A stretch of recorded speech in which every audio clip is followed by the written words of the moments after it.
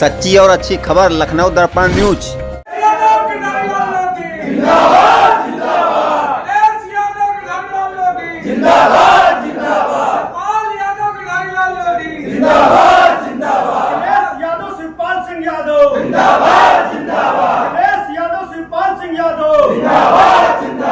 श्यामलाल पाल जिंदाबाद, श्यामलाल पाल जिंदाबाद, पीडीए एकता जिंदाबाद, पीडीए एकता जिंदाबाद।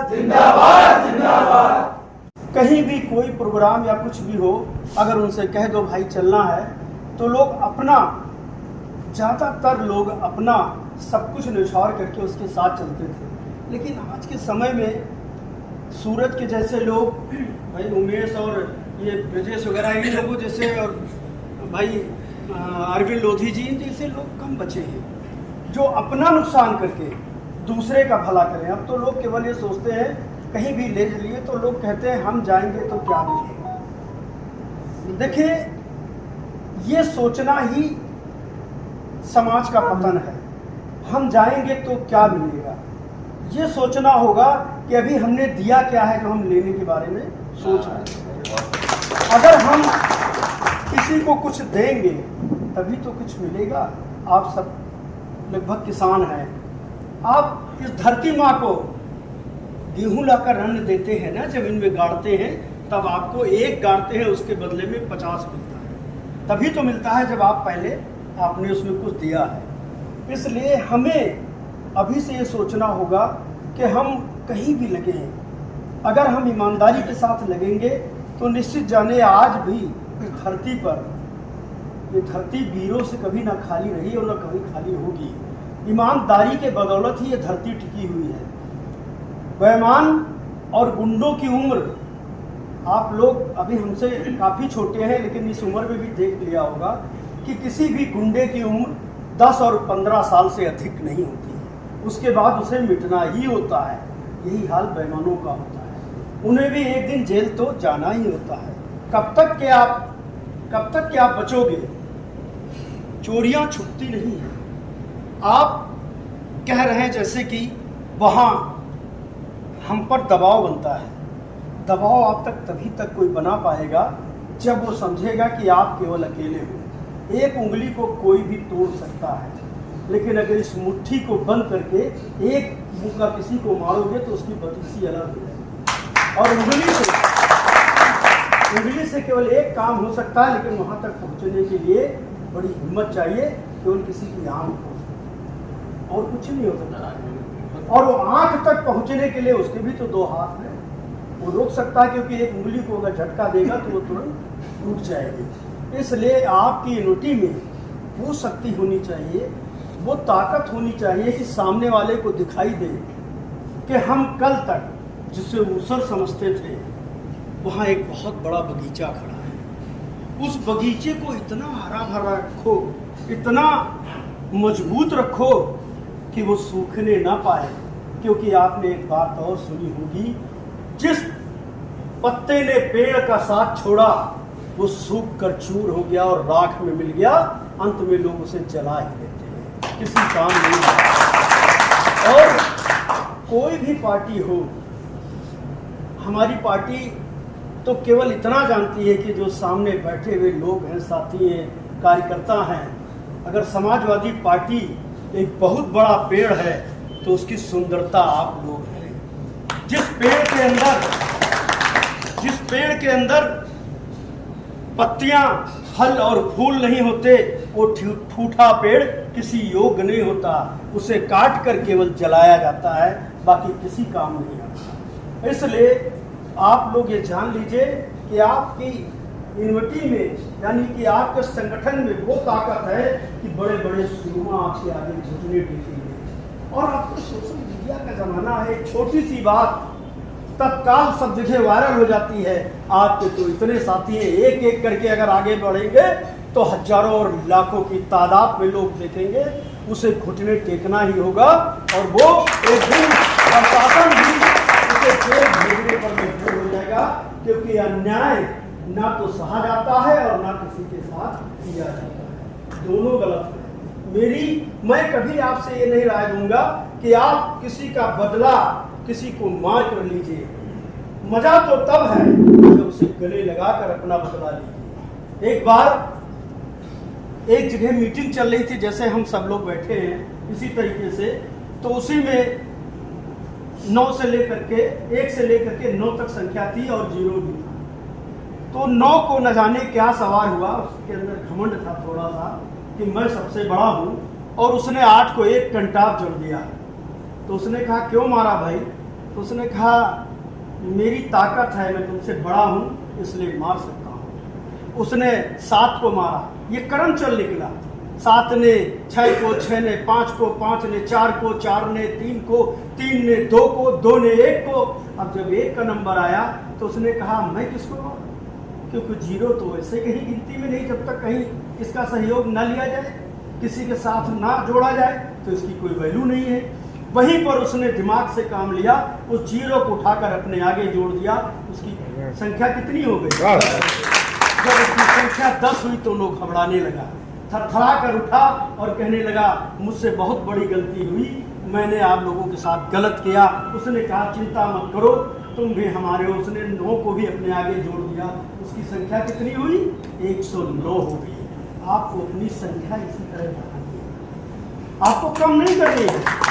जो व्यक्ति आपका विरोध करता है वो आपका होगा कैसे, इसके लिए एक प्लान बनाइए। उसके लिए एक प्लान, क्योंकि दुश्मनी आग कभी आग से नहीं बुझा करती। कबीर दास जी ने कहा है आग बनिए लेकिन दूसरे तरीके की। कबीर दास जी ने कहा है पवन बढ़ावे अग्नि दीपे दे बुझाए। पवन जब तेज चलती है और जंगल में आग लगती है तो पवन जो है पूरे आग को जलाकर खाक कर देती है, लेकिन जो दीपक होता है चाहे हजारों दीपक जलती है जो सबको एक साथ बुझाकर खाक कर देती है। इसलिए अपने अंदर वो जज्बा, वो आग पैदा करिए कि सबको समेट कर अपने अंदर पिरो लीजिए, अपने अंदर समा लीजिए।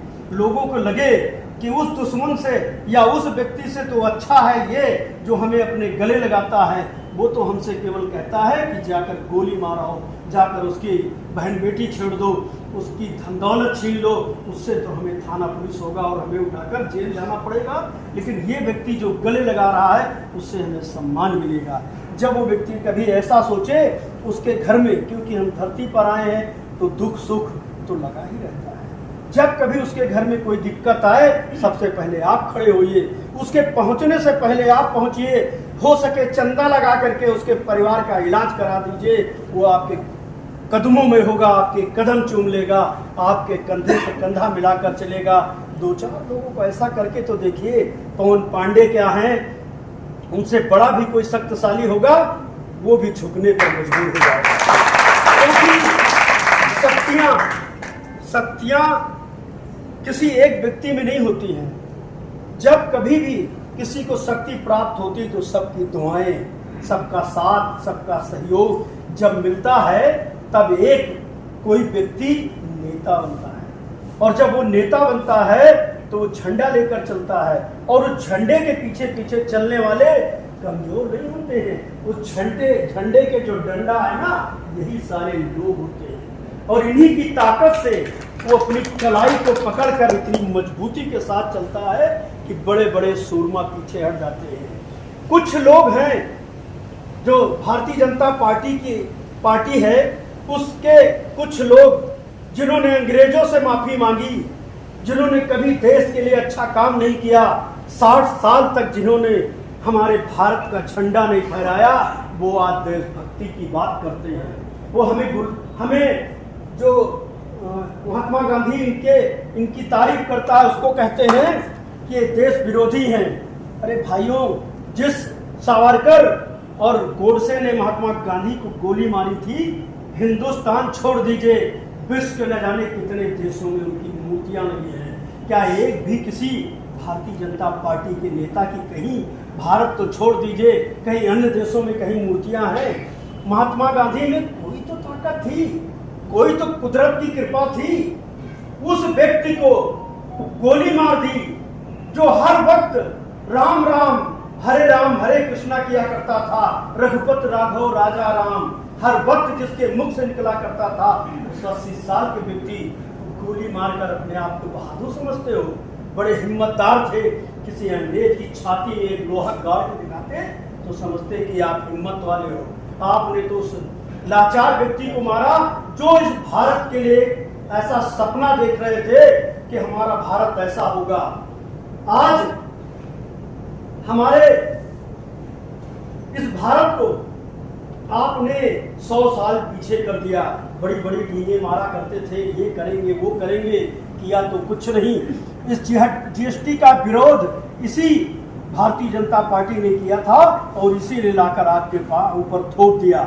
आज किसान को खाद नहीं मिल रही है। एक एक किसान जिसके पूरे परिवार का पालन पोषण उसी राशन से होता, खेती से होता है, उसी से बेटी बहन की शादियां होती हैं, उसको खाद नहीं मिल रही है, फसल सूख जा रही, पानी की दिक्कत, खाद की दिक्कत, कहाँ से वो अपने परिवार का पालन पोषण करेगा? आपको विचार करना है ऐसे लोगों को उखाड़ करने को। समाजवादी पार्टी कभी किसी एक बिरादरी की बात नहीं करती है।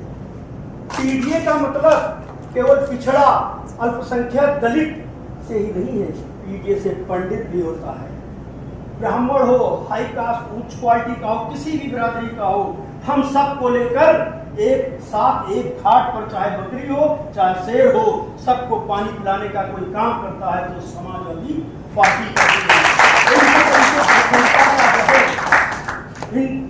भारतीय जनता पार्टी के तरीके हम विषमता का जहर बोकर इस देश के अंदर कोई ऐसा काम नहीं करते हैं कि देश में विषमता का जहर फैल जाए, लोग भाई से भाई को लड़ा दें, आपस में लड़ने लगे।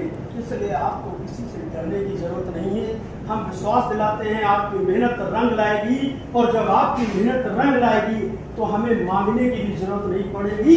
समाजवादी पार्टी आपके बीच में हमें खुद उतार देगी और आप लोग ये देखेंगे। हमें विश्वास है कि आपका वो जज्बा है कि आप पूरे ऊंचाहार विधानसभा में वो गुल खिलाएंगे, वो बगीचा लगाएंगे जिसमें हर तरह के फूल होंगे। हम नहीं चाहते हैं कि कहीं केवल एक ही बगीचा हो जिसमें लोधी बस जाएं, या एक ही बाग ऐसा हो केवल लोधी हो। हमें सबकी जरूरत है, सब हमारे भाई हैं, सब ने मिलकर देश को आजाद कराया है। हिंदू हो, मुस्लिम हो, सिख हो, ईसाई हो, कौन ऐसा व्यक्ति है जिसने देश के लिए लड़ाई नहीं लड़ी है? ये दुर्भाग्य है हमारा इस देश में कि छोटी बिरादरी के भी लोगों ने उतनी ही लड़ाई लड़ी है, लेकिन वो छोटी बिरादरी के थे, छोटे घरों से आते थे, इसलिए इतिहास से उनका नाम दबा दिया गया। ये तो कुछ पुराने चंद लोग हैं जिन्होंने उन्हें ढूंढ ढांड करके बाहर निकाला है। आपको शायद ये पता नहीं होगा। ठीक है, कुछ ब्राह्मण भी गलत हो सकते हैं तो लोग भी गलत है, कुछ ठाकुर गलत है तो कुछ अन्य बिरादरी के भी लोग गलत हैं। गलत तो सभी में होते हैं। सभी अगर सभी अच्छे हो जाएं तो ईश्वर हो जाएं, और सभी को कोई पसंद नहीं कर सकता, क्योंकि अगर सबको पसंद कोई कर लेता तो भगवान श्री कृष्ण धरती पर आए थे, महाभारत युद्ध न होता। क्योंकि अगर कौरव भी मान जाते तो युद्ध क्यों होता? तो सबको नहीं पसंद कर सकता है, लेकिन भगवान कृष्ण ने ये सिखाया है कम से कम 99% लोगों को तो पसंद कर ही लो। 1% जिसे जहाँ जाना है जाने लो, उससे कुछ नहीं होने वाला है। तो आप सब मतलब आपको मालूम होगा कि हिंदुस्तान की, पहले हिंदुस्तान में किसी भी महिला बहन बेटी को पढ़ने का अधिकार नहीं हुआ था। उसे ज्योतिबा फूले पहली टीचर महिलाओं में अगर कोई हुई है, सावित्री बा फूले, उनके पति थे ज्योतिबा फूले, पति ही थे। शुरुआत तो उन्होंने ही की है, लड़ाई तो उन्होंने लड़ी। उन्होंने इस देश को एक महिला जो शिक्षिका थी, अध्यापिका थी, उन्होंने दी। उसके बाद से महिलाओं को पढ़ने का अधिकार मिला, है ना। उसके वहाँ उनके साथ एक और फातिमा शेख भी थी।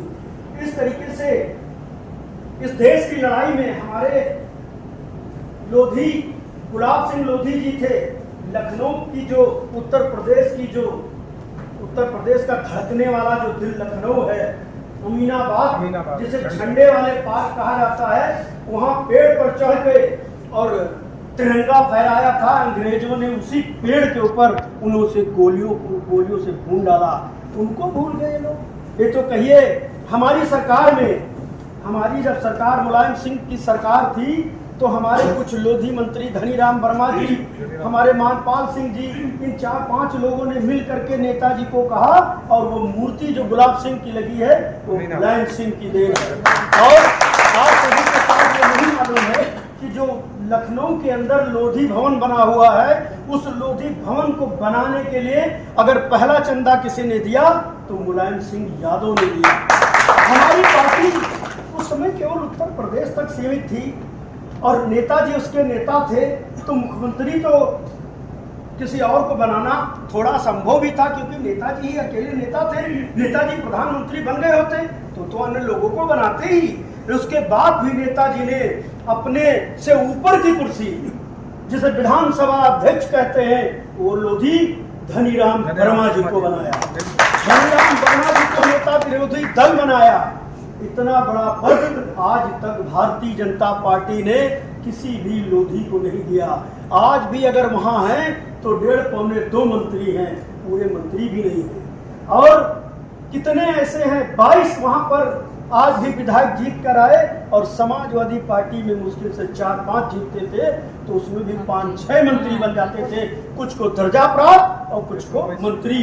ये समाजवादी पार्टी का जज्बा है कि वो देखती है ब्राह्मणों को भी अगर किसी ने अपनी अग्रिम पंक्ति में बिठाया तो मुलायम सिंह यादव है, ठाकुरों को गले लगा करके किसी ने अगर आगे बढ़ाया तो मुलायम सिंह यादव है। मायावती जी ने राजा भैया का क्या बुरा हाल कर दिया था, अगर मुलायम सिंह यादव ना होते तो शायद राजा भैया भी ना होते। और उस वीरांगना को जिसके साथ इतना अत्याचार हुआ, इतना अन्याय हुआ, न जाने कितने लोगों ने जिसके साथ कुकर्म किया, उस वीरांगना इसलिए कहेंगे क्योंकि उसने अपने विरोधियों का बदला लिया, इसलिए वो वीरांगना कहलाने के योग्य है। वो है फूलन देवी। उसको निकाल कर जेल से उसे सांसद यानी कि हिंदुस्तान के सबसे बड़े मंदिर लोकसभा पहुंचाया। वो मुलायम सिंह यादव हैं। वो नेता पैदा करते हैं। समाजवादी पार्टी नेता पैदा करती है। समाजवादी पार्टी किसी को यूज एंड थ्रू नहीं करती है कि आपको यूज किया और फेंक दिया। ये समाजवादी पार्टी की सोच रही है।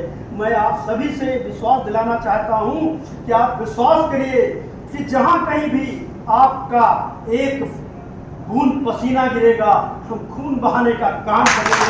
आप करेंगे, कदम से कदम मिलाकर चलेंगे। आपके सीने पर गोली आपको बाद में लगेगी, पहले हमें छुएगी, बाद में आप तक पहुंचेगी। कोई भी तूफान आप तक टकराने से पहले उसे हमारी छाती से होकर गुजरना होगा। इसलिए आप सभी लोग उतनी दूर से आए, समय भी कम है, दूर जाना है आपको। मैं यही कहता हूं कि आज से ही पूरे रायबरेली में समाजवाद का डंका बजा दो। अभी से लोग समझें कि समाजवादी पार्टी की निश्चित सरकार आने वाली है, अब उसे कोई नहीं रोक सकता है। ये झूठे फरेबी जिन्होंने आज तक कोई काम नहीं किया, केवल जनता को गुमराह किया है, लोगों को लड़ाने का काम किया है, अपना उल्लू सीधा करते हैं। हमारे प्रधानमंत्री जी कहते हैं कि मैं चाय बेचता था। अरे भैया, आप चाय बेचते थे, विदेश तो कोनो बचा न हुई जहां आप घूम के नहीं आए। दिन भर में 4 बार कपड़े बदलते हैं। जितना रुपया इन्होंने विदेश में बर्बाद कर दिया, उतने में हिंदुस्तान के सारे किसानों का कर्ज माफ हो जाता। और यहाँ की किसान तरक्की करते, एक भी देश हमारे साथ खड़ा नहीं हुआ। और विदेश की आप यात्रा कराए, क्या करने गए थे भैया, जब हमारे साथ कोई खड़ा ही नहीं हुआ। तो इसलिए इनकी विदेश नीति भी फेल हो चुकी है। ये अब हर अपने मुद्दे से भटक चुके हैं, क्योंकि इनका पतन होना अब निश्चित है। ये जा रहे हैं, इनकी विदाई तय है। आप लोग अपनी अपनी कमर कसिए। यहीं से मैं, हमारे मुकेश भाई जो हमारे साथ बहुत पुराने हैं, इतना कंधे से कंधा मिलाकर चलने वाले, हमारे हर सुख दुख में तैयार रहते हैं। हम बीमार थे, कम से कम 4-5 बार ये देखने भी आए होंगे। यहाँ जितने लोग बैठे हैं, कोई ऐसा नहीं है जो कभी ये कहे, अगर हमने किसी भी समय किसी से भी कहा होगा तो किसी ने इनकार नहीं किया होगा। एक हमारी और आदत खराब है, हमने कभी किसी को बुलाकर कोई रणनीति नहीं तय की आज तक। ये हमारा शुरू का सिस्टम रहा है। बस फोन पे बता दिया कि फला दिन प्रोग्राम है, और किसी ने पलट कर नहीं पूछा कि आपने हम लोगों से तो कोई राय ली नहीं। ये विश्वास है इन लोगों को कि जो हम निर्णय लेंगे वो सही होगा। तो और हम भी इन सबके बहुत, अब कौन सा शब्द कहें, हमारे पास एहसान कहेंगे तब भी छोटा हो जाएगा, उसके लिए शब्द नहीं है कि ये लोग हमारी किसी बात को इनकार नहीं करते हैं। हम रणनीति बनाए तो ठीक, ना बनाए तो ठीक। आपको बताएं, हमने गांधी भवन और रविंद्रालय में 6 प्रोग्राम किए। पूछे तो लोग बैठे, क्या किसी से हमने कोई राय ली किस तारीख को करना है? 15 दिन 20 दिन पहले बता दिया फला डेट को उसको बुक कराने जा रहे हैं, प्रोग्राम होना है। और गाड़ियां भर भर के लोग दूर दूर से लेके आए, और मतलब इतना वो हुआ कि 1000 की उसकी कैपेसिटी है और 4-4, 5-5 हजार लोग पहुंच गए, बाहर घूमते रहे। तो ये सब इन्हीं लोगों की, जैसे ओझा जी हैं, ब्राह्मण हैं, उसके बाद भी ये मतलब ब्राह्मण होने के बाद भी जब कभी हमारे यहाँ कोई चीज़ होती है तो हमसे तो छोड़िए, हमारे बच्चे हमसे भले ना पूछे, इनसे पहले राय लेते हैं। क्या वजह? ये प्रवीण सिंह टीटू ठाकुर हैं और असली वाले ठाकुर हैं, कुर्र नहीं रहेगा इनको। इनके एक भाई थे सुनील, उनका मर्डर हो गया, धोखे से लोगों ने कर दिया। वो ऐसा व्यक्ति था कि अगर आवाज दे दे और बता दे कि उससे हम फोन करें ना करें, ये बता दे भैया ने कहा है, तो 2-4 लड़के तो अपने आप इकट्ठा हो जाते थे, पता नहीं चलता। हम लोगों ने 1-1 घंटे में वो थाने घेर दिए हैं, जिनके इंस्पेक्टर कहते थे किसी की हिम्मत नहीं कि हमारा थाना घेर दे। एक कृष्णा नगर में कोतवाल आया था, उसका नाम था रंगनाथ शुक्ला, और वो अपने आप को कहता था रंगबाज शुक्ला। तो एक बार हम कुछ लोग गए, टीटू भी थे और कोकी थे, उसमें एक लड़के से उसने केवल ये कह दिया, मुझे सर्वेश भी थे, ऐसे उंगली बजाई और कहा चलो उठो, तुम्हारे जैसा नेता बहुत आते हैं। हमसे नहीं कहा, लेकिन उसने इशारा तो हमको ही किया ना, क्योंकि टीम तो मेरी थी। हम लोग उठ के चले आए, कुछ नहीं बोले। और उसके बाद यही से इशारा हुआ, फोन हुआ, 1 घंटे के अंदर 250-300 लोग पूरे थाने की तहत बहस कर दिया। लेकिन अब ऐसा आप लोग कतई मत करिएगा, क्योंकि वो ज़माना अलग था, आज का ज़माना अलग है।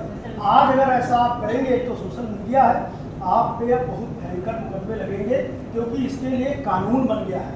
आप बदतमीजी ना करिए, घेरिए थाने के सामने, आप डीएम को एक सूचित पत्र दीजिए, सूचना कर दीजिए और जाइए, शांतिपूर्वक धरना रखिए, कुछ नहीं होगा।